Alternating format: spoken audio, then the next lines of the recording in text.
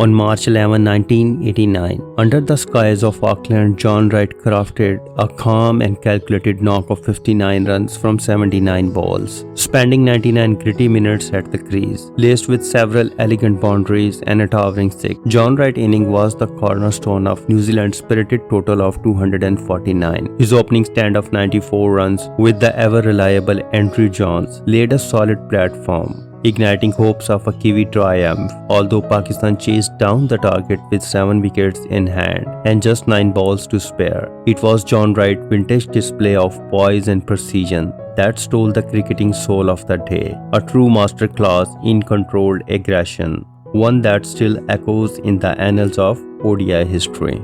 John Wright. Richard Hadley is with me in the studio just before play starts, and Richard, this man very keen to get a big score, I would imagine.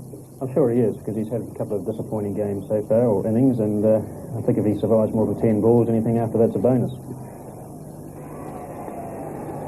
A beautiful day here in Auckland, and the pitch, or the prospects for this pitch playing well are good again, Richard. Well, it's the test pitch, and a lot of runs were scored, well over 1,000 runs, and one would suspect today that 250 is in order. But of course, Pakistan had that nightmare against Auckland, didn't they, when they were bowled out for about 48, so whether they're going to have that repeat, I'd say it's very unlikely, but quite significant actually, I think, that New Zealand are batting first and Pakistan chasing, because they've batted first in the past and not done the job, so perhaps they prefer chasing a target today with their batting lineup. A big crowd, isn't it? It's far from capacity. Here's Imran in the first over to John Wright. Not exactly on the spot straight away from Imran, but of course he does angle the ball across the left-hander. At times he comes from very wide on the crease as he looks to get the outside edge of the left-hander's bat. I think one of the surprises today, Peter, is Amir Malik still keeping wickets. He had a bit of a disaster, I believe, in the last match, where you can see there's something like 10 byes, and I would have thought that Yusuf would have come in and kept wickets. Of course, he can bat particularly well. He's not there, and their fielding was... So New Zealand has been put into bat by Pakistan. This is the first over, Imran Khan bowling. Still with the red ball for this match.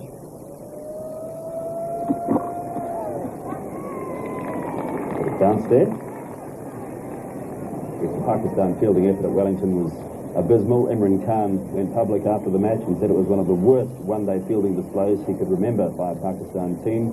And punishment for the Pakistan side was a solid 2-hour session back at the base of reserve on Thursday morning. There was no batting and bowling, it was all fielding. So the Pakistani team knows that they did not exactly cover themselves in glory on Wednesday. They've worked hard on it since. Let's see if we can see a better effort in the outfield from Pakistan today.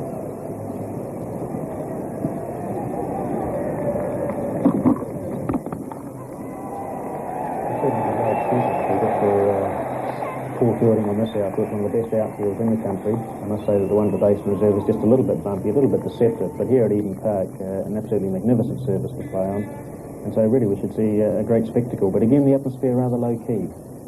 Gone are the days where the crowd is sort of here before the beginning of the match, the ground virtually sold out, or the gates closed, but it'll build up as the game goes on. Yes, we remember back to the halcyon days of 82, 83, when there were just out of 40,000 people, and here it's far from that at the moment.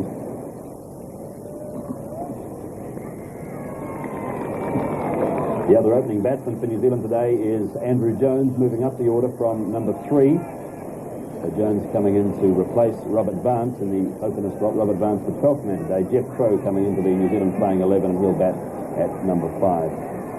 Jones with 2 consecutive half-centuries so far in the series. Once not out, once run out. But he has had experience of opening the batting in one-day internationals before and done the job successfully. The end of the first over from Imran Khan. It was a maiden. New Zealand none for none.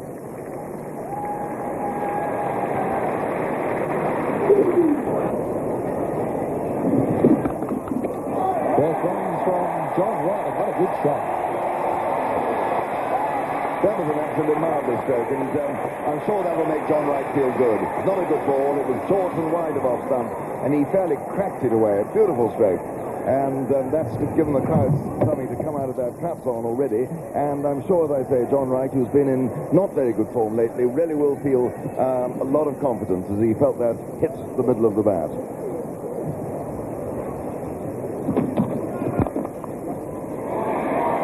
and a single for Wright. And this is much more profitable over from New Zealand.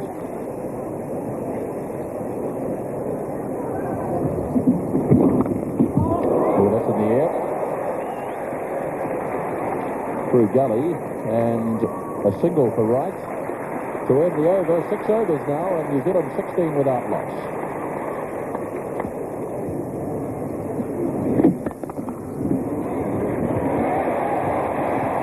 Well, that really should have been stopped by Akib, and the New Zealand batsmen get another run.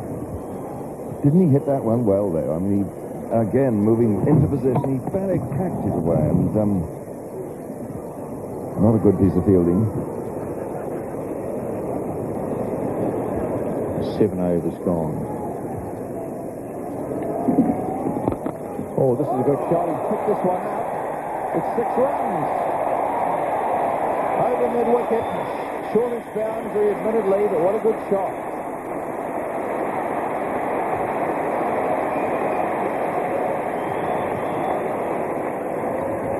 Just spraying a little down the line of leg, and John Wright picking it up. Yes, he just picked up the line beautifully there and actually hit it over mid-wicket, a straightish mid-wicket. A really fine shot there from John Wright. A bit of width there, and John Wright catches in. This will be 4. Not a good delivery from Salim Jaffer, dropping it short and wide, and John Wright playing a fine catch shot.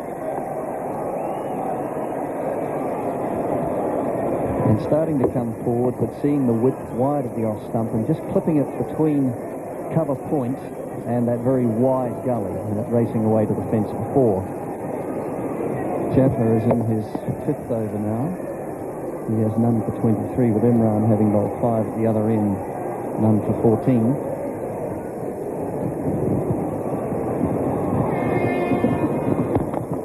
Oh, he swung this one away. Didn't hit it that well, but I think he might pick up 4, yes. That good Carter couldn't catch up with it. Shortish delivery. He swung it away mid-wicketish, and reasonably short boundary up there, but didn't hit it quite as well as he would have hoped, I don't think. No, he didn't. He got it fairly high up on the bat, and it really just got over that inner ring, saving the single. Pitched and almost stopped. And that's evidence of that as he swung away the square leg, dropping it slightly short. It wasn't that short, but it was spraying down that leg side, and that's what comes from bowling around the wicket, as Glenn Turner was just mentioning, and John Wright just swung him away. And just short of a length, drifting down, and New Zealand go to 50, 51.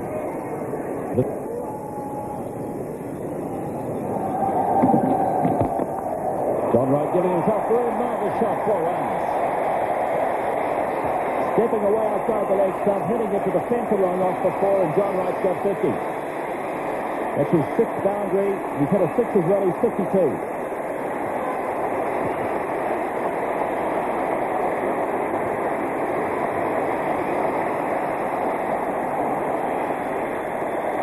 Great return to form by the New Zealand captain. That's his 18th century in one-day internationals. And here's the shot again. Stepping away a little bit outside the leg stump. Slamming it away down through mid-off for 4.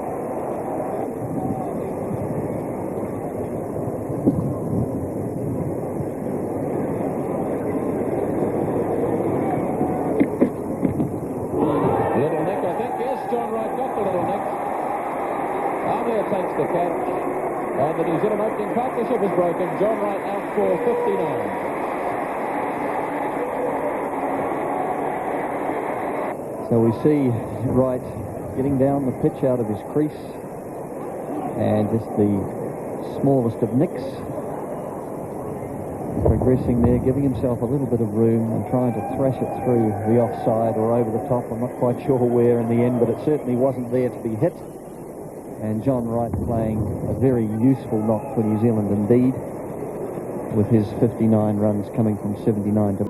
John Wright was known for his strong determination and solid skills long before he became India's respected head coach. As a cricketer, he made history by becoming the first New Zealand batsman to score over 4,000 test runs. A left-handed opening batsman with a solid defensive game and a range of stylish shots, John Wright played a key role in New Zealand's success during the 1980s. He helped his team to win the important matches abroad, especially against strong sides like England and Australia. One of his proudest achievements was scoring a test century against each of his 6 teams New Zealand played during his time, including a memorable 100 against Sri Lanka in 1991. But one of the most talked about moments came in 91-92 at Christchurch. John Wright was on 99, just one run away from a match-saving century, when he tried to attack England's Phil Tufnell, missed the ball and got stumped. England quickly bowled out the rest of the team and won the game with only 9 minutes left on the clock. After retiring from cricket, John Wright moved into coaching.